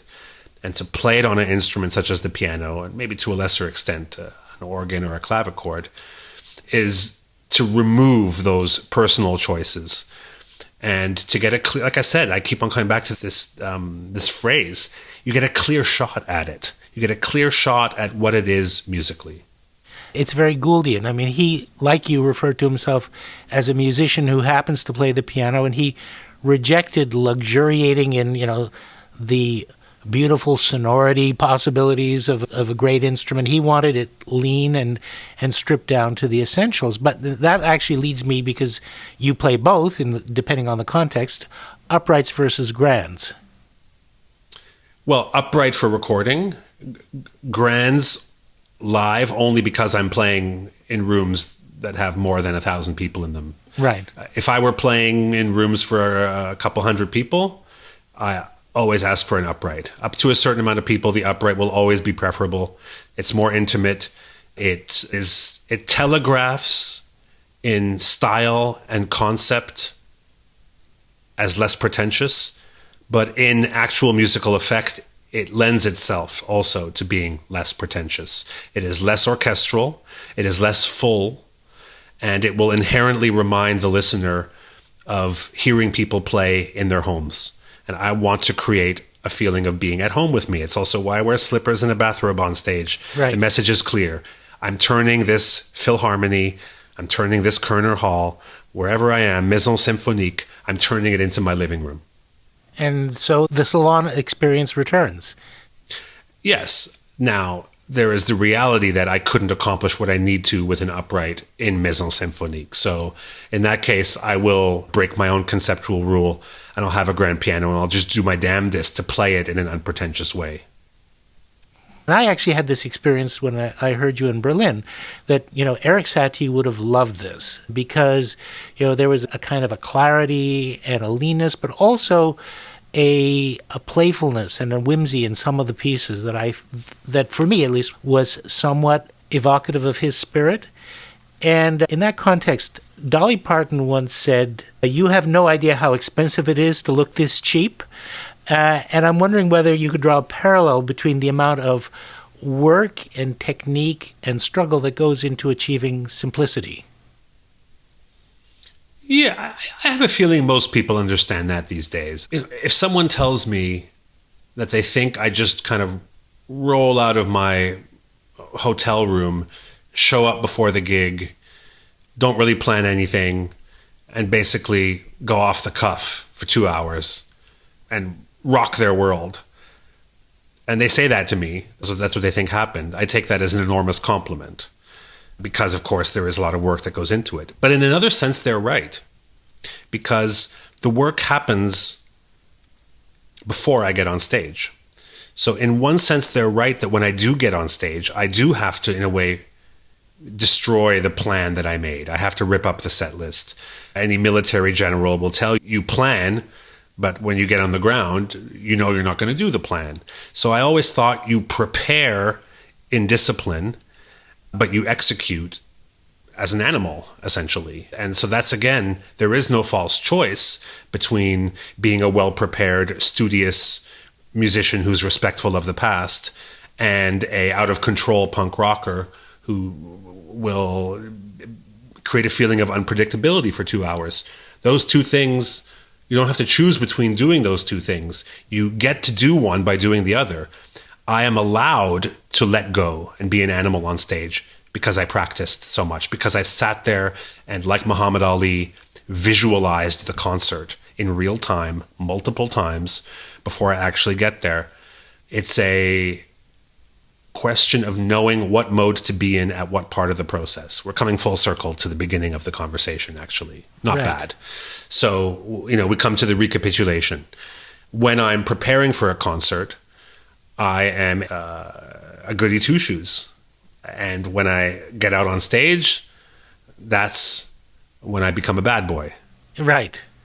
And I can't be a bad boy all the time. And I can't be a goody two-shoes all the time. I need to figure out when to be a good boy in the streets and a bad boy in the sheets. Oh, I don't know. I just feel the tips of my ears blushing. Such a provocative guy. Do you imagine yourself in the future writing for symphony orchestra? Or if someone offered you a chance to score a major motion picture like your brother Chris does, or if Enya invited you to lay down a track with her, I mean, do any of those things sort of appear on your hope for list? I like being in a band with my friends. I like watching bands where you can observe a limited amount of interaction, where you get to know the characters in the drama that's unfolding on the concert stage. The minute there's a symphony orchestra, there's a faceless element to that mass of people. I have done concerts with orchestras, a good dozen of them, and I never really found my way in. I kept on making the orchestra smaller and smaller as I was offered those gigs, thinking if I can just get it to that sweet spot. I think the last time was with Britten Symphonia, the Benjamin Britten Symphonia in London. I think I had 18 of them. And it was right on the edge. And I thought, okay, if I had a week to rehearse with them, make them my own, get to know these musicians and write to their strengths and all that kind of thing, great. I think the Duke Ellington model is probably about as big as I could handle. Should never be more than 12, 15 people if you want that feeling of a band. And that comes from the audience perspective as well as my perspective as knowing the musicians. So symphony orchestra is not so interesting to me. Very small chamber orchestra, maybe now you're talking. Right. And that includes composing as well as performing. That's correct, yeah. Yeah. That's correct. Interesting. Yeah. I want to hear people. And strangely, I don't generally hear people when I listen. I don't listen to a lot of symphonic music. Here and there, I have my favorites, but I much prefer chamber music. Give me an octet or a sextet or a quartet or a trio. Or the Kaiser Quartet. Or the Kaiser Quartet at the time. Now I'm performing with a cellist named Stella LePage, and I'm actually writing quite a bit of music for cello and clarinet, and piano, of course. So I'm exploring that kind of trio world. But the reason is I met a clarinet player. The Kaiser Quartet, I met them, and that inspired me to do an album of chamber music. It's about the people. Yeah. I think Duke Ellington had it right when he said, I don't write for instruments, I write for people. That's how I feel. And in a symphony orchestra, you can't know all the people, so how can you write for them?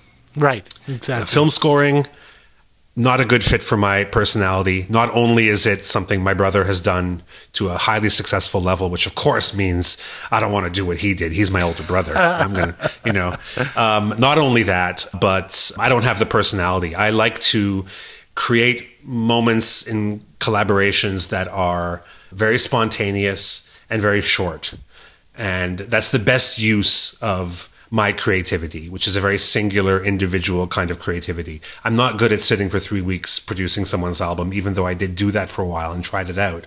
It's not fundamentally a skill set that I have. And when you do film scoring, in most cases, you're asked to revisit the music. And when I create something, I get very attached to it. And if I'm told that I have to redo it, it's very difficult for me. I'm very convinced that my idea is the correct one once I've come upon it. So I take a longer time to find that first demo, but then I have a hard time revisiting it. And to be a successful film composer, at least on a higher level, you need the opposite approach. You need to be able to come up with a lot of options in the beginning, all of which would be equally satisfactory to you. Then let that one be chosen and then use that as your starting point. So there's some exceptions. I have done here and there a film score here and there when I really felt they understood how I work, but I generally have a lot of meetings when I'm offered a film score, and I spend almost the whole meeting them, telling them why they shouldn't hire me. And if they pass that test, then Right. I let them hire me. Never say never, because, Bernard Herrmann went and wrote an absolutely drop-dead gorgeous clarinet quintet. I don't know whether you ever heard it. But Imagine if Bernard Herrmann had the internet. Yes. I'm not sure he would have needed to score films at all. Probably because not. he would have maybe found a way to find an audience for his own music. And he was just adapting and working within the best structure he had. So when musicians I know in my world occasionally say, it was better before, or Gonzo, wouldn't you have loved to have been alive in 1850s Paris or something? I say, no. I owe my entire career to the internet. I would have been struggling. I mean, come on. I own 2 flats in 2 cities and I fly business class everywhere. That's because of the internet, baby. Truly a musical genius. All right, just to finish up, Glenn Gould, as you know, conducted a nocturnal existence, and he was noted for calling his friends, allegedly his friends, at 3 or 4 in the morning and having in-depth conversations. If you had been on the receiving end of one of those calls, what would you have liked to have chatted with Glenn about? At 3 in the morning, nothing. I would unplug the phone and make sure that he couldn't get through. Oh, dear. I'm not that kind of person. I like maintaining a distance from my heroes. I've been disappointed here and there when I got to know people whose music I love the mystery. I love knowing them through their fantasies about themselves. I'm not sure. I'd rather not even speculate as to what it might be like to. I'd love to hear him play on his cottage piano that he recorded the Brahms Intermezzi album on, my favorite Gould album. There's a lot I'd love to observe him in the studio. There are wonderful pieces of film of him in the studio, and I love them. I love observing him. I love the projection. It's a little bit like what I talk about in the Enya book of why I wouldn't want to interview her or necessarily work with her. Lana Del Rey did approach me, or at least her team did. I'm not sure if it was her, but I was approached to potentially work with her. I said no, because the thought of not being able to bring what was expected of me to her musical world would have crushed me, because I admire it so much and it's brought me so much. Never the twain shall meet. I can't project onto the idea of having a personal conversation with someone like Glenn Gould after having fixated on him as this North Star in so many ways. I just don't want to meet my heroes, and I don't want to tarnish what I might fantasize about them by even working with them. Right. Now, if Lana Del Rey had asked me to play piano on a song, on a pre-existing song, I would do it in a heartbeat. Right. But what she had asked me, or what her team had asked me, was to co-write with her. So there's a difference. Yeah. So when you say lay down a track with Enya, if the track exists and I'm there to just do my job as a pianist and be useful, great. But to merge my creativity with theirs, I can't do it. I totally get it, because what we have added to, let's say, the objective artifact that they've given us, well, we've added here and here. You don't want to mess with that. And sometimes... Because it's beautiful. The projection is beautiful. And the thing is, what artists put out is in itself a fantasy. Artists act in that public sphere in a way that how they wish they could act in polite society, but they're forbidden to. So why tarnish the fantasy that they're giving you with reality? Better that I also project a fantasy onto them. Fantasy should beget fantasy. That's how I see it. And that's still very intimate, is what I want to say. People sometimes say that you're playing a character on stage. Who's the real Gon? I say, well, I'm not playing a character. I'm showing you my fantasies. I want to be an arrogant musical genius who can move through the world with impunity. I'm not that in real life. I would love it if I were, but at least I get to enact that on stage and have people react to it in a positive way. It's a beautiful thing. Gonzo, I'm so grateful. You've been unbelievably generous to share so much time with us. Believe me, I could have asked you about your collaborations and many, many other things. I can just save you all those questions, all that breath, and tell you Daft Punk without their robot masks are extremely ugly people. Thank you so much. And everyone, get the book, get the Christmas album. It should be under the person you love's tree come Christmas morning. Take care. Thank you so much, Brian. Thanks for having me. My pleasure, really. All right. Bye-bye. How could I ever stop? My position is missionary. I finish on top, and while you're relaxing, I take action. Guinness World Record, I beat it. Michael Jackson, never stop. Yeah, workaholic, like I spit, sweat, and splatter. Jackson Pollock, but I'm not an artist. I just work the hardest. I beat it to a pulp, just ask Jarvis. Studio to studio, I drink juice, produce tons of new shit like a booty hole. Show to show, full throttle, no bottle, no bathroom. Backstage, I piss in a bottle. And after the show, a lot of autographs. Yeah, music is a joke, I try not to laugh. I just try to enjoy the grind. My position is doggy. I come from behind. Underground, underdog, underrated, under stress, and underappreciated.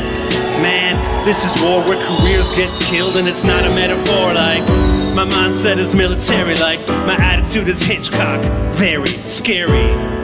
For instance, instinct, go the distance, prove my existence. That's why I never stop, cause it's not Chili, it's Lily, who really makes clever pop. I just do it in a different way. I'm kind of sort of indirect, call me Ricochet. Chili like Pinochet, I don't make hits, I take risks. I make flops like floppy disks. I still stay professional, not sloppy. The original, not a photocopy.